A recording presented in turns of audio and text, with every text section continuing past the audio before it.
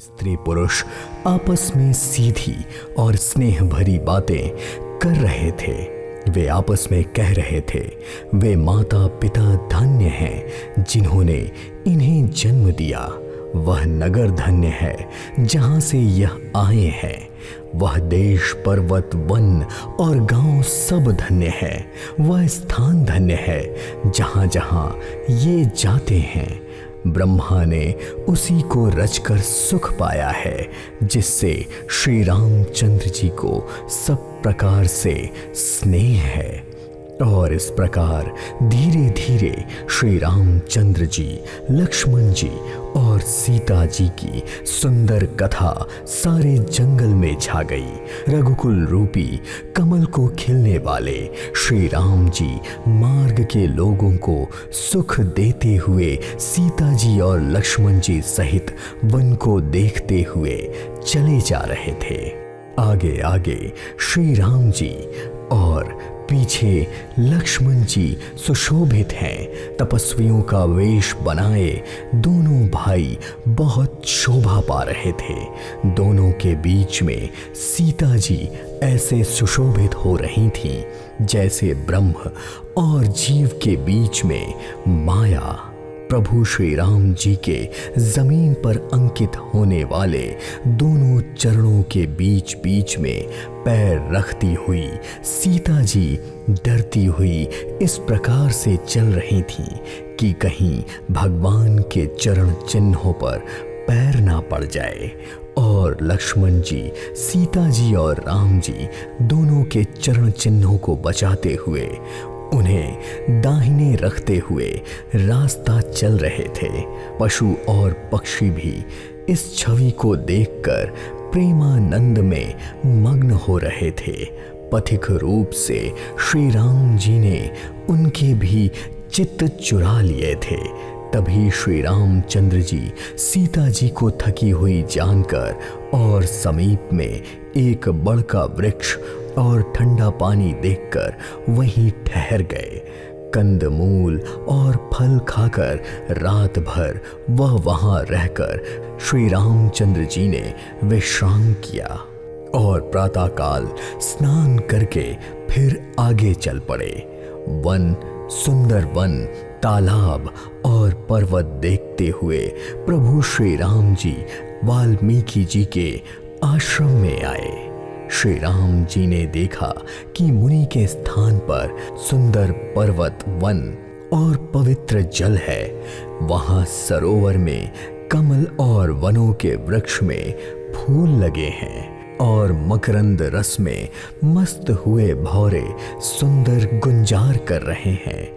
बहुत से पशु और पक्षी कोलाहल कर रहे हैं और किसी भी प्रकार के बैर से रहित होकर प्रसन्न मन से वहां विचर रहे हैं। पवित्र और सुंदर आश्रम को देखकर कमल नयन श्री राम जी बहुत हर्षित हो गए। रघुश्रेष्ठ श्री राम जी का आगमन सुनकर मुनि वाल्मीकि जी उन्हें लेने के लिए वहां आ गए। श्री राम जी ने मुनि को दंडवत प्रणाम किया। विप्रश्रेष्ठ मुनि ने उन्हें आशीर्वाद दिया। श्री राम जी की छवि देखकर मुनि के नेत्र शीतल हो गए।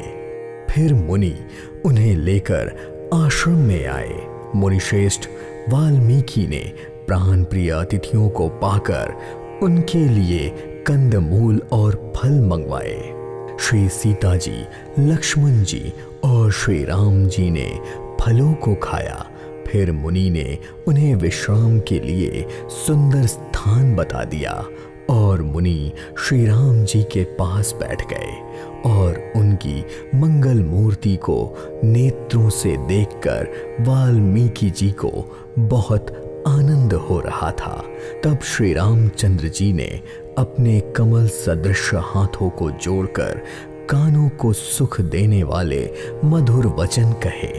हे मुनिराज, आप त्रिकालदर्शी हैं। संपूर्ण विश्व आपके लिए हथेली पर रखे बेर के समान है। प्रभु श्री राम ने ऐसा कहकर फिर जिस प्रकार से रानी कैकेयी ने उन्हें वनवास दिया था वह सारी कथा सुनाई और कहा, हे प्रभु, पिता की आज्ञा का पालन, माता का हित और भरत जैसे स्नेही और धर्मात्मा भाई का राजा होना और फिर मुझे आपके दर्शन होना, यह सब मेरे पुण्यों का प्रभाव है। हे मुनिराज, आपके चरणों के दर्शन करने से आज हमारे सब पुण्य सफल हो गए। हमें सारे पुण्य का फल मिल गया।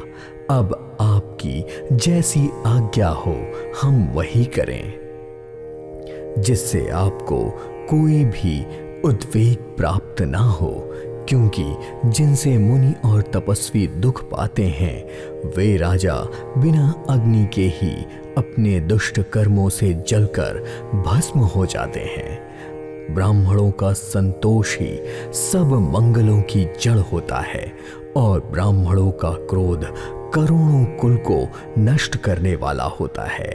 ऐसा हृदय में समझकर अब आप मुझे वह स्थान बताइए जहां मैं लक्ष्मण और सीता सहित जाऊं और वहां पत्तों और घास की कुटी बनाकर कुछ समय निवास कर सकूं। श्री राम जी की सहज और सरल वाणी सुनकर ज्ञानी मुनि वाल्मीकि बोले, हे रघुकुल ध्वज स्वरूप, आप ऐसा क्यों नहीं कहेंगे? आप सदा वेद की मर्यादा का पालन करते हैं। हे राम, आप वेद की मर्यादा के रक्षक जगदीश्वर हैं और जानकी जी आपकी माया है, जो कृपा के भंडार आपका रुख पाकर जगत का सृजन पालन और संहार करती हैं।